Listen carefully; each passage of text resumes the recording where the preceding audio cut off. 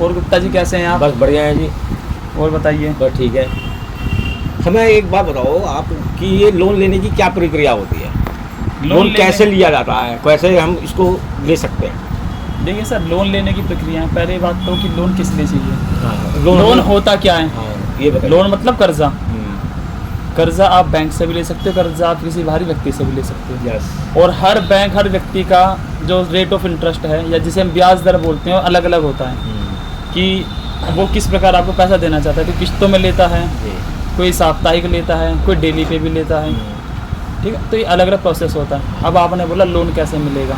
हमें बैंक से लोन चाहिए। सब बैंक से बैंक की प्रक्रिया बताओ। बैंक की प्रक्रिया देखिए, कोई भी बैंक हो, प्रक्रिया सबकी सेम होती है कि आपका किसी ना किसी बैंक में आज के समय में हर व्यक्ति का खाता है बैंक के अंदर। तो जिस भी व्यक्ति का जिस बैंक से खाता है, सर्वप्रथम वो बैंक में जाए, और अगर खाता नहीं है बैंक में, सबसे पहले वो खाता खुलवाए। अपना Aadhaar card, PAN card, photo, passport size ले जाए, अपना खाता खुलवा लें। और कम से कम लोन उस व्यक्ति को मिले जिसका कम से कम 6 महीने पुराना खाता होगा बैंक से, अगर लोन लेना है तो। कि वो लेन देन देखेगा कि अपना कितना मिनिमम बैलेंस अकाउंट में रखता है, क्या इसका लेन देन की प्रक्रिया है। अब हम हर महीने के लास्ट में छोड़ेंगे 50 रुपये, तो बैंक हमें जल्दी से लोन तो देगा नहीं। ठीक है। अब लोन भी अलग अलग प्रकार का है आपका। कुछ आते हैं अनसिक्योर लोन, असुरक्षित कर्ज, जिसमें कि आपका सिर्फ आधार कार्ड, पैन कार्ड लगेगा और आपको बैंक लोन दे देगा। फिर कुछ आते हैं सुरक्षित कर्ज या सिक्योर लोन जिसे हम बोलते हैं, जो कि गोल्ड पे मिलता है, ज़मीन पे मिलता है, व्हीकल्स पे मिलता है। ठीक है, कि अगर आप कल को वो कर्जा नहीं देते हो उसका वापस, तो वो उस चीज़ को अपने कवर में करके उससे अपनी वसूली कर लेगा। अब अनसिक्योर जो लोन होता है, असुरक्षित लोन, वो आपको सिविल के ऊपर मिलता है, सिविल स्कोर के ऊपर, कि आपका लेन देन कैसा है। अच्छा, तो ये सिविल क्या होता है? सिविल जो होता है एक मानक है हर व्यक्ति का। अब देश के अंदर काफ़ी सारे बैंक्स हैं, 200, 300, 400 जितने भी बैंक्स हैं। ये बैंक क्या करते हैं, इन्होंने किसी को कर्जा दे दिया, किसी ने किस्तों पे फ़ोन ले लिया, किसी ने बाइक ले ली, किसी ने वॉशिंग मशीन ले ली, किसी ने फ्रिज ले लिया, किसी ने लैपटॉप ले लिया। ठीक है जी। अब बैंक का स्टाफ चेंज भी रहता है। फिर मैंने आपको कर्जा दिया, मुझे पता है कल को मेरा तबादला हो गया कहीं और, फिर मैं आपसे पैसा कैसे लूँगा? तो इसके लिए निर्धारित किया कि बैंक खाता होना चाहिए, उससे आपकी किस्तें कटेंगी, जो भी एक मासिक आपका शुल्क होता है।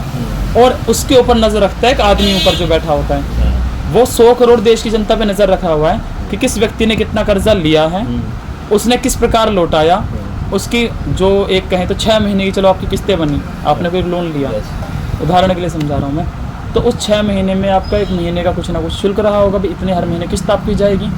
तो वो व्यक्ति उस पर नज़र रख रहा है कि गुप्ता जी ने इस महीने टाइम पे किस्त दे दी है, इस महीने गुप्ता जी ने 2 दिन पहले किस्त अपनी भर दी है, क्योंकि आजकल ऑनलाइन भर सकते हो आप।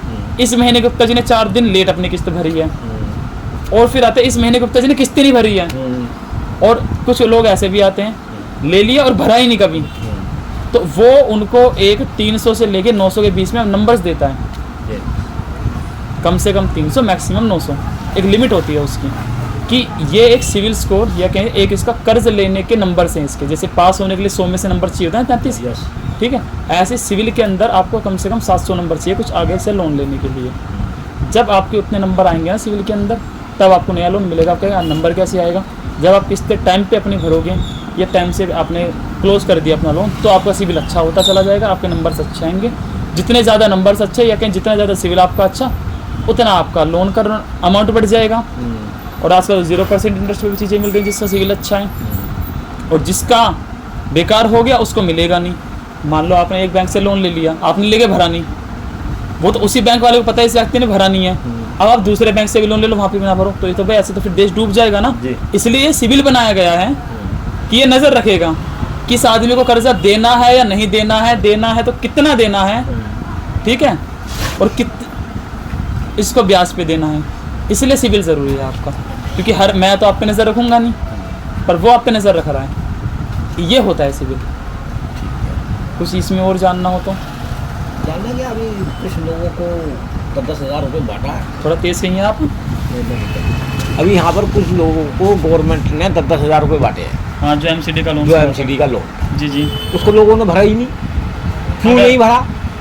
इसका कारण एक है कि कुछ लोगों को जानकारी थी नहीं इसके बारे में, और उन्होंने लोगों ने क्या दिया कि आप 10 हज़ार रुपये का लोन ले लो, सर को भरना ही नहीं है आप। इसलिए उन लोगों का सिविल खराब हो गया, जिसकी वजह से उनको दोबारा लोन नहीं मिलता। देखिए इसमें ना सारी मिली भगत। अब देखिए मैं खुल के नहीं बोलूँगा, नहीं तो फिर लोग फिर कहते हैं कि आप तो वैसे ही बोलते हैं। तो मैंने इससे पहले एक वीडियो बनाई थी अपनी, मैंने स्टेटमेंट दी थी नोट के ऊपर, मेरे ऊपर काफ़ी कंट्रोवर्सी भी हुई थी कि करेंसी नकली है।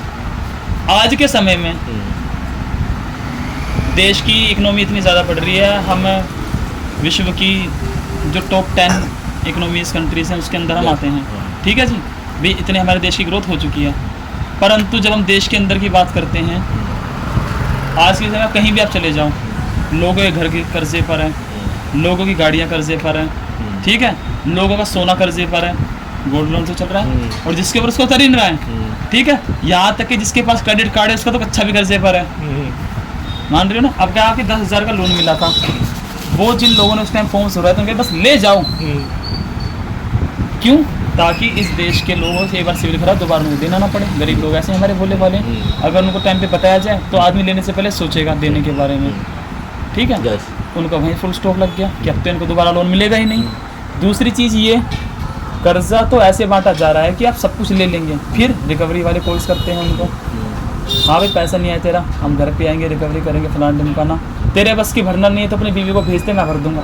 ऐसे लोगों के साथ हुआ है घटनाएं। और अब एक चीज़ और चली गई, नहीं जो लेटेस्ट चल रही है, आपने आसपास देखा होगा, self help group. Self help group का अर्थ क्या करते हैं इसमें लोग, 5-10 लेडीज़ों को इकट्ठा करो, ग्रुप में लोन दे दो कि अगर किसी एक ने नहीं भरा तो उसके पैसे तुम दोगे। घर पहले कर्जे पर है, सोना भी उनका कर्जे पर है, गाड़ियाँ भी कर्जे पर है, कपड़े भी कर्जे पर हैं। अब जो घर की बहन बेटी हमारी बच्ची है वो भी कर्जे पर है। तो इस देश को कर्जे में डुबाया जा रहा है, ठीक है। अब मैंने जैसा रुपया के बारे में बोला था पहले, इससे रुपया का मानक होता है गोल्ड पे छपता है, जितना आपका आरबीआई के पास गोल्ड होगा उतना रुपया छाप सकता है।